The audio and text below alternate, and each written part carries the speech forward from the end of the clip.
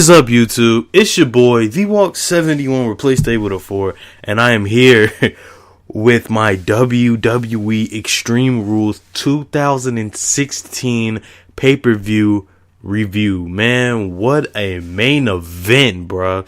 If you haven't seen this pay-per-view, listen, most of it was like, but the main event, Roman Reigns, AJ Styles, they did it again. They performed another phenomenal match in the main event. But we're going to get to that. We're going to go through this card and everything. I have it all on my notes on my phone. So we're going to go through everything. So we have the pre-show. I missed like the first 30 minutes of it just because I was watching a movie and I was almost finished with it and nothing was happening on the pre-show. So I really wasn't paying attention. But we had the Dudleys come out, and they were talking about, I guess, how WWE ruined ECW or something. They were talking about ECW and Extreme Rules or something, because, you know, Extreme Rules is from ECW, the Extreme Rules match, and that was a pay-per-view. I don't know. And then the man's Big Cass came out, and his mic skills, you know, weren't that great, of course, as usual. And he beat up the Dudley boys and then left. How you doing? He's 7 foot tall. You can't teach that. You can't teach him mic skills either because he's trash. He's trash on the mic. But we actually get a match. It was a no disqualification match between Baron Corbin and Dolph Ziggler. Their rematch from Payback, I guess. Hopefully this will end their rivalry. Dolph Ziggler was wearing the white and pink for some odd reason. Baron Corbin got 2 elbow passes this time. The match was all right. I mean, it's a pre-show match. I really don't pay attention to pre-show matches like that. But one good thing from it, Baron Corbin looked great. He looked good in this match. Dolph Ziggler got a little bit of offense in my opinion. But Baron Corbin had to look great because, like, he needed this one more than anything. And the way Baron Corbin won, he hit Dolph Ziggler in the nuts and hit him with a, what's that move called? I forgot the name of it. Oh, my God. I feel so bad. What is it? Oh, the end of days. The end of days. My bad. The end of days. I'm not redoing this, but he hit him with the end of days. It was a no disqualification match, and no weapons were being used. That's my problem with the match. The nut shot, okay, like, bruh, you could have did that in a regular match if you distract the referee long enough, but whatever. So we open up with a tag team match. We open up with Luke Gallows and Carl Anderson versus the Usos in a tornado tag match, or a Texas tornado tag match. And if you don't know what a tornado tag match is, it's a tag match, no rules, both teams in the ring. There is no tagging. They just brawl in the ring. Nobody tags each other in. This match was great, man. Carl Anderson, the punt kick he did to whichever Uso was incredible, bro. You could hear the smack of it, and the way Anderson sold it, he sold it like he hurt himself hitting whichever Uso it was so hard. You know, Luke Gallows got his work in. They both got their work in. They were very hard hitting and tough. Now, I'm not gonna be like one of those people who don't know what they're talking about and say, "Oh, I watched them all the way back when they were in New Japan, so you should know what to expect." I've seen a couple matches from them. I'm being honest. I've seen a couple matches between Anderson and Gallows, and they're pretty good as a tag team. Especially Luke Gallows, how he went from being like a nobody in WWE when he went in his singles career, and then he came back, and now he's kind of like really good.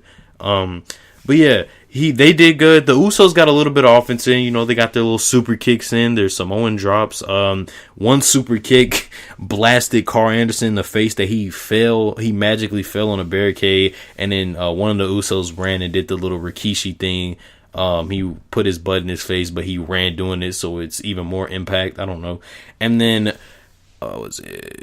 Luke Gallows threw Uso number 1 over the barricade, and then Uso number 2 was gonna go for I think a splash, but Luke Gallows had pulled out the ring bell, put it in the center of the ring. He was about to hit him, but the Uso hit him with a super kick. Uso number 2, he's about to go for the splash. Anderson moves, he hits the ring bell, and then magically Carl Anderson gets up and they hit the Magic Killer on the Usos. Gallows Anderson won the match. So that's 1 match for the club, 0 for the family. This match was great. I like it. Anderson and Gallows finally got the win that they need because they haven't won a lot. They've been on top, like they've been looking good because they've been attacking the Usos, but they've been losing by DQ because they're just attacking with chairs. But all around a good match. I don't think that this match needs to go forward due to the rivalry with AJ and Roman Reigns. I don't think that this needs to go far. anymore. But the next match we had, we had Kalisto versus Rusev. I'm sorry. Rusev or Ruru, whatever you want to call him. Rusev, man. Oh my gosh, Rusev is so clean, fam. Him and Lana. Oh, Lana. Listen, Lana can get it, fam. I don't care if I'm like 16, bro. They got some laws in some states, bro, but Lana can get it, fam. I don't care. Rusev is incredible. If you watched the pre-show, then you would have heard his interview he did. He did an interview where he was talking. It was hilarious. I'm going to mess with Kalisto. I'm going to take his shirts, mentally mess him up. It was clean. It was making the Rusev and Lana look great. And Rusev dominated. I mean, Kalisto got some offense in. I'm not going to lie. Kalisto, did his little thing, kind of the underdog gimmick.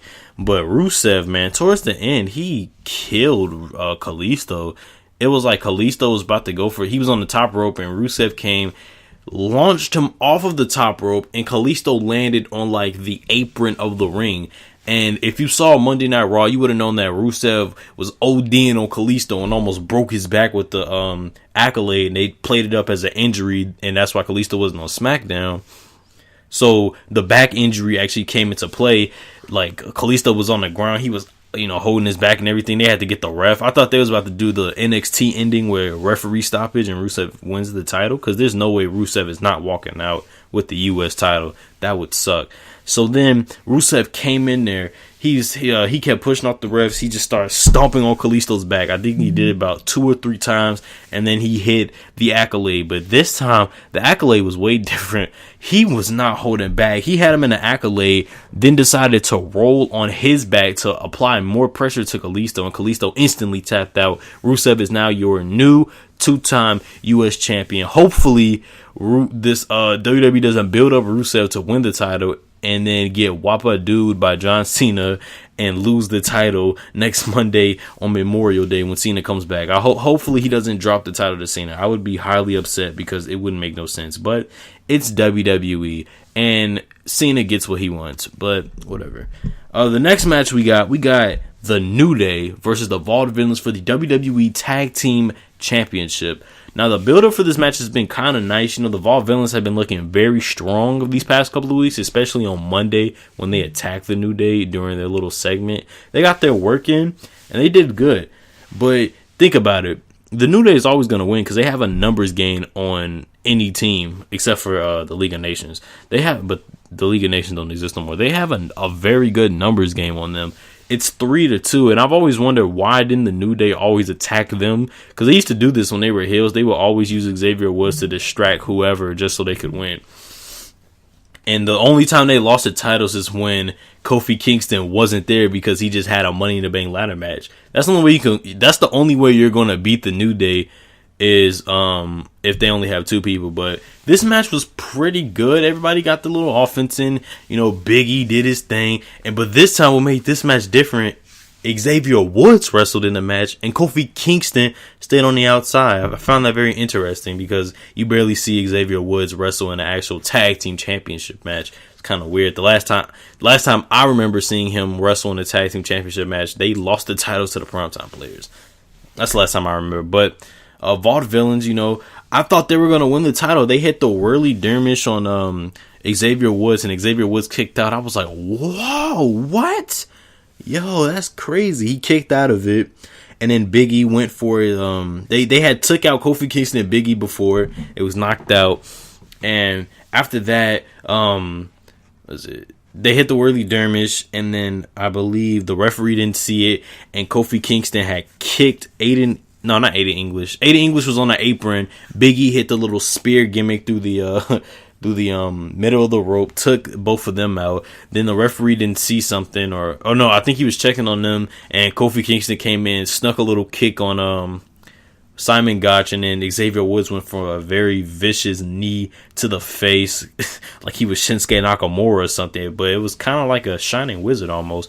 I could tell he put a lot of force into it. I could tell Xavier sold it well because he was like yelling when he did it, and it was crazy. You could almost hear it, and the New Day retained their titles. I don't think that this match is going to be the end of their rivalry. I feel like their match is going to go on to possibly Battleground maybe, or maybe it'll just stop at Money in the Bank. I wouldn't know. I couldn't tell you. Don't know. The New Day retained. All villains look great also. It was a decent match. I liked it. It was pretty cool. The next match we had a Fatal 4-Way Intercontinental Championship match. We have The Miz versus Cesaro versus Kevin Owens versus Sami Zayn. And I said it in my last review that this match was going to happen. I said their match is that Owens and Zayn's rivalry is going to transition to something bigger than them, which is a Intercontinental 4-Way match. And it was actually a really good match. It's probably one of the Miz's best match in years, possibly his best match ever. The Miz put in work. Owens, like the first couple of seconds of the match, Sami Zayn went for the haluva kick and knocked Kevin Owens out. You could hear it. I was like, "Ooh, he's savage for that." That's how it sounded. He just smacked him. It was crazy, bro. I was like, "Ooh, that was crazy." And then Kevin Owens was on the outside of the ring. Then you had Cesaro, Miz, and Sami Zayn duking it out, man. And man, Cesaro puts in work, bro. The uppercuts were so clean, bro. It was one part of the match where he went for an uppercut to everybody in the corner. Everybody caught an uppercut, and then Kevin Owens started hitting people with he hit the Miz with a super kick, and he started hitting the what is he called? The cannonball. He started hitting everybody with that, and they actually had a spot where Kevin Owens was supposed to go on the top rope. The Miz was about to go for a suplex, and then Sami Zayn joined. This is all popped out of nowhere.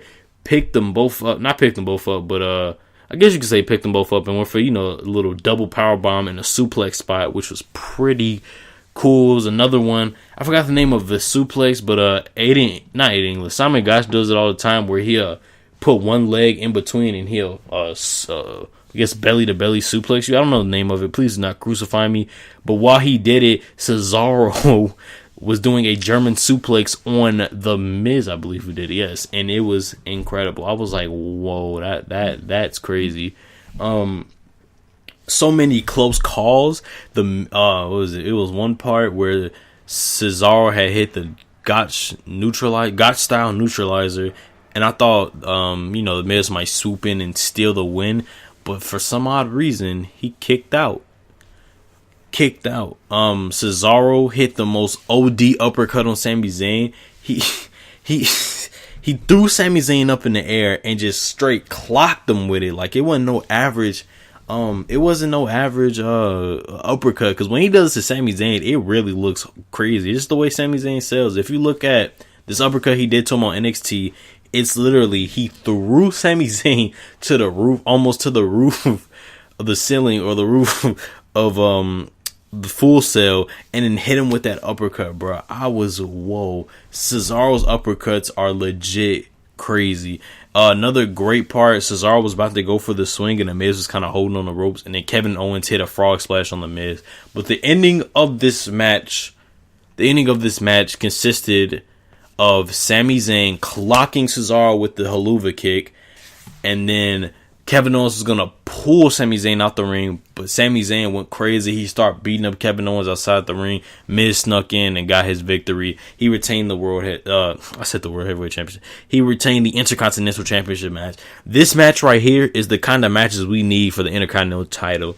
This match made the title seem like it was 100 times better than what it really is, because dudes was out here giving their last breath. They were out here doing crazy stuff.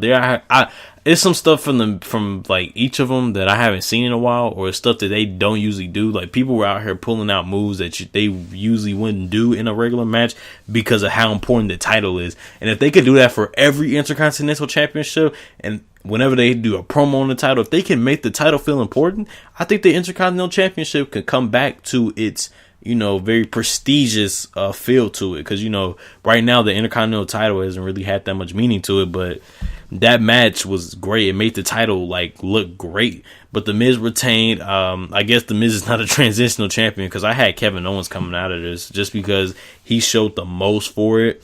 This is over for Cesaro. Cesaro took the pin twice in these past two Intercontinental Championship matches. So I don't know where they can go from here, who the Miz is going to feud with, because I can tell Sami Zayn and Kevin Owens' rivalry is probably going to go farther now.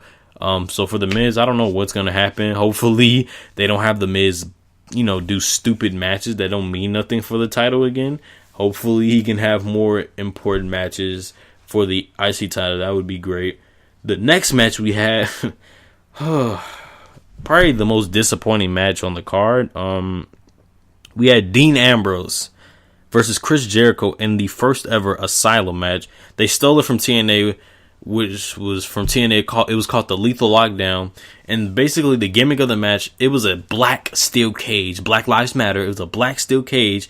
And when you climb it, it's like, I guess, a thing surrounding the top of it. And on those little posts, not posts, but like structure that's on top of the cage is weapons. And that's what TNA used to do with the Lethal Lockdown. And then they'll close the top of it so you can't get out because it's a lockdown. Or for WWE, it's an asylum. You can't get out of an asylum, but you can climb to the top. And the rules is, it's a steel cage match almost, but you can't climb out to win. And they had all kinds of weapons. They had a kendo stick, a mop, a straitjacket, Mitch the potted plant, a leather strap, a barbed wired 2x4, and a bucket, which we later find out was a bucket full of thumbtacks. And you would think from hearing all of these weapons that were like in the match, you would think that this match is going to go crazy. There's so many things they could do with these weapons. The match was such a bore fest. I almost went to sleep. I literally almost fell asleep, bro. I was like so disappointed in this match. This was so many times where I felt like they could have done something, but it was boring. And now I'm starting to feel like it's Dean's fault because the match with Brock Lesnar at WrestleMania with the what was it called? No Holds Bar Street Fight match. That match was underwhelming because all Brock did was suplex and F5, and Dean didn't do that much. I'm starting to feel like it's Dean now. And, Chris Jericho's old, so, he's not going to be performing like the same Chris Jericho from like 1999 or whatever. This match was boring. Like, the only good part was the ending of this match, and they teased the crap out of me. They had the oh my God. They had I almost knocked out my headphones, my bad. They had the barbed wire 2x4, and I know I should not get my hopes up because they had the barbed wire baseball bat at WrestleMania and didn't use it. But, you always got to have your hopes up, right? And they didn't use it. Chris Jericho dropped it, and Dean Ambrose started beating the crap out of Chris Jericho with some nunchucks. The match went on too long. It was like a 26-minute match from what I've heard. Whoa. That should have been 10 to 15 minutes at the most. And I'm being nice. That match was ridiculous. The only good part about it was that Jericho got power bombed onto thumbtacks, and then he got hit with a dirty deeds. And that was the end of the match. That was the best part of the match. It's when the match was over. Dean Ambrose won. Hopefully he doesn't have to feud with Jericho no more. Now I don't know what Dean can do because Dean has been a joke since like after his feud with Seth Rollins. I cannot take Dean serious anymore. After he lost that ladder match for the WWE title to Seth Rollins at Money in the Bank, I couldn't really take Dean serious no more because he could never win the big one ever. The next match we have Charlotte versus Natalya for the women's title in a submission match with a special rule. This is a mouthful. The special rule is that Ric Flair is banned from ringside. If he shows up at ringside, Charlotte will be stripped of the WWE women's title. So, and it's Natalya versus Charlotte, so you expect their match to be good. I mean, the last match at Payback, which I didn't even pay attention to that well. I mean, I did, but I didn't pay attention to the ending. I didn't know it was a screw job. I just thought that she tapped out, but she got screwed over. And in this match, it was all right. They hit a lot of submissions. Listen, I'm not gonna lie to you. I was so like out of energy and like just like kind of not depressed, but like sad from that very underwhelming Asylum match that I was barely paying attention. I would look every now and then, but I was really texting my homeboys, trying to see if they were trying to get online after I finished this pay-per-view or something. But instead, the match happened. Charlotte won. There's nothing really to do. Natalya screaming like she's getting like stomped or something. I don't want to say the worst part, but she. No! That's what she sounded like when she was getting put in like any submission, bro. It was ridiculous. The ending was so random. I was like, what? The ending came out. You hear Ric Flair's music. Woo! His music hits. I'm like, what? And then you see somebody come with the Ric Flair robe on. I'm like, is that Lil Nate? Because, I guess Charles Robinson, the referee, they have to call him Lil Nate because he was cool with the Flair family. And if you've seen it, I guess he dressed up like Ric Flair. He used to wrestle like Ric Flair. Something. So I thought it was Lil Nate. I thought he was going to turn around, smile at Natalya. And then, I don't know, something. But instead, it was so random because he turned around. They take off the wig and it's Dana freaking Brooke. Like, what? No, you can't do that. How did she go from feuding with Becky Lynch and beating her, I believe, on Raw to just now she's with Charlotte? So is Becky gonna feud with Charlotte again because of what she did with Charlotte? What? It doesn't make any sense. We are back. I had to go check my door because my mom got here. So back to what I was saying. It doesn't make any sense at all on why this new group, I guess, with Charlotte and Dana Brooke, because now Becky's probably going to feud with Charlotte again for the title, and that's long overdue. I think that's over with. Yeah, Charlotte's still your champion, but now we get to the best match of the card, the match that woke me up from my boredom, the match I paid attention to. Pretty good match. We had AJ Styles, the phenomenal one, versus Roman Reigns for the WWE World Heavyweight Championship in an Extreme Rules match. Whoa. What a match, man. I had to breathe.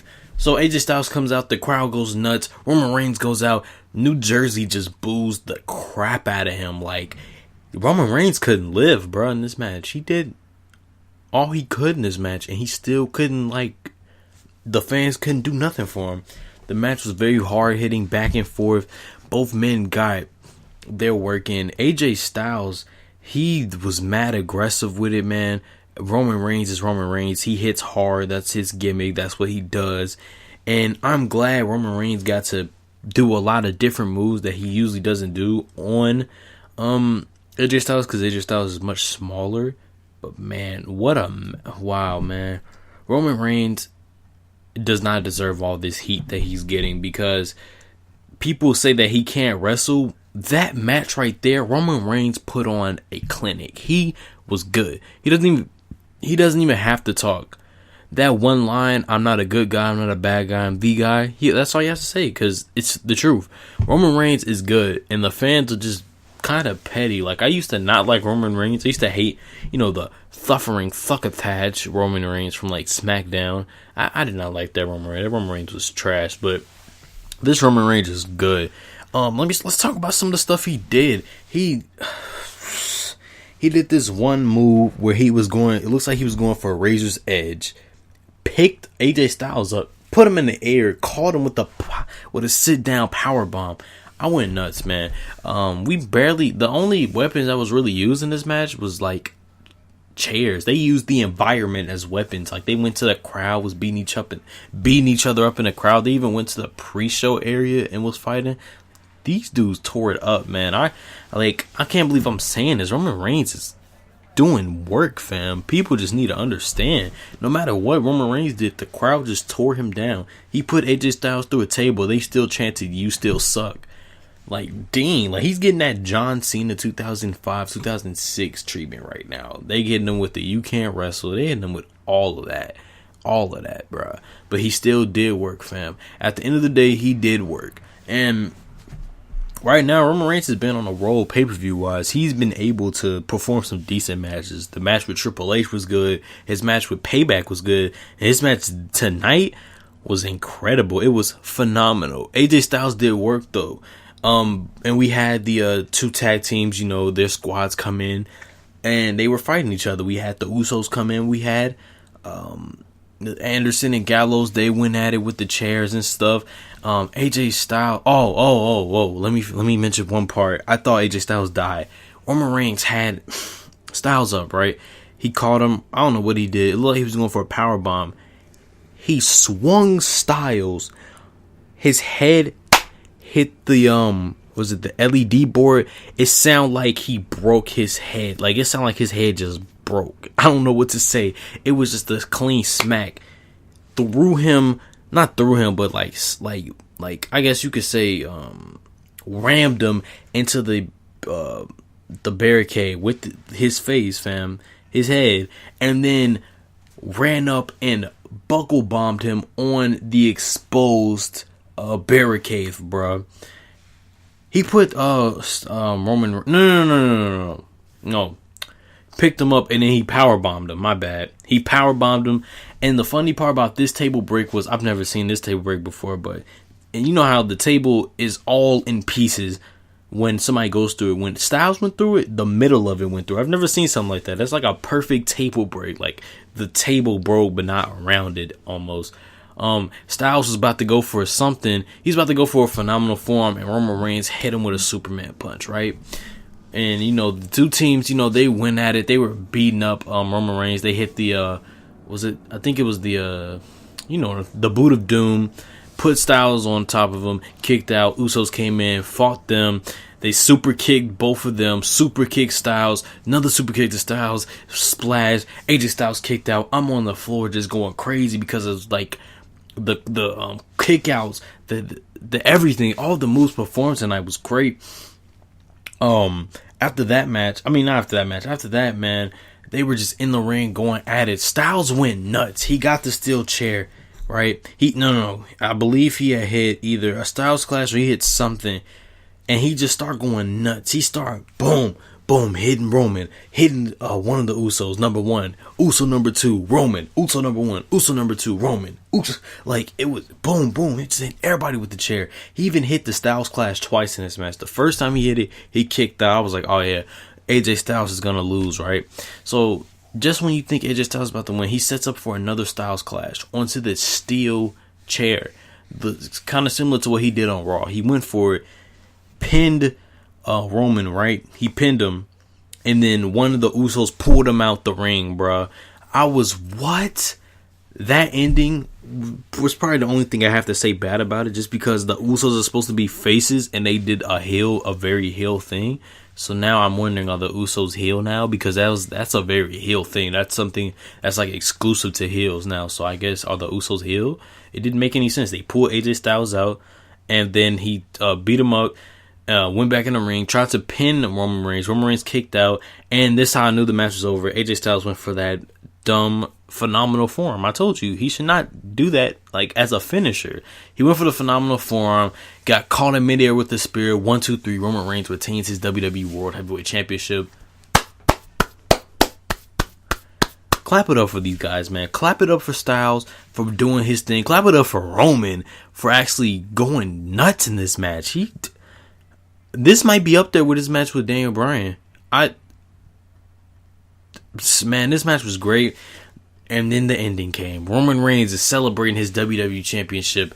I'm crazy. Then you hear the fans. They went from booing to cheering. So I'm like, what's going on? And I knew it was going to happen. But you can never like, when somebody comes back, you got to do nothing but go crazy. And what do you know? Seth Rollins comes back. One of the injured superstars out of like the giant list of superstars injured around the time in like November, December, January. Seth Rollins comes back, hits Roman Reigns in the back, hits him with a pedigree, and then he takes the WWE World Heavyweight Championship and he holds it in the air. And I'm going crazy because Seth Rollins is my guy. I've been watching Seth Rollins. This time I'm gonna tell you. This is how I found out about Seth Rollins. I seen him with the Shield, and I was like, "Oh, this guy looks kind of cool." No, it wasn't the Shield. I was watching like the early days of NXT. I was looking it up, and I was like, "Oh, this Seth Rollins guy, this Seth Rollins cat is kind of cool. Let me go with Seth Rollins. He's kind of cool." So then I had to look up some of his matches with Dean Ambrose, FCW. Pretty good matches. I was like, "Oh, okay." So then I seen him debut with the Shield. I'm like, whoa, he's on the main roster. Let's see what he can do. And ever since then, I've liked Seth Rollins. I'm not going to say that I watched him when he was Tyler Black, but Seth Rollins is good, man. That's why I like Seth Rollins. He had the all black hair too. He got rid of the blonde strand, which were going away. Full on black. He has new trunks. They're kind of black and gray a little bit. It's more like gray covering it than black. He has a new t-shirt, which is clean. Looks way better than my other Seth Rollins t-shirt I have, which is the Undisputed shirt. It's like Seth Rollins, and it has a target on it. Now it makes me think, is he part of like a Bullet Club? Because a target of a gun, bullet, boom. I don't know. But now this is going to set up for the rivalry we were supposed to get back in November between Rollins and Roman Reigns coming up in the summer, which is going to be lit because I ain't going to have school during this whole thing, so I can see it all turn out. So, yeah, man, Extreme Rules was not good. The main event was great, but the pay-per-view as a whole was not great. I give it a... I don't know. I can't really rate this, man. It had its ups, but it also had a lot of downs too, especially that Dean match. I might give it a... I can't say it's average because the average pay-per-view would have done more for me. You know what? I'm going to leave it unrated. I'm not even going to rate the pay-per-view. It wasn't better than Payback. It wasn't better than WrestleMania. That's all I'm going to say. Main event was good though. But anyway, guys, you know what to do. Like, comment, favorite, subscribe. Do what you do to support me. Follow me on all my social media down in the description. Coming out with some videos soon. I get out of school Friday, so, I'll be able to, get some videos out because I have more free time. Anyway, guys, I'm out. Peace.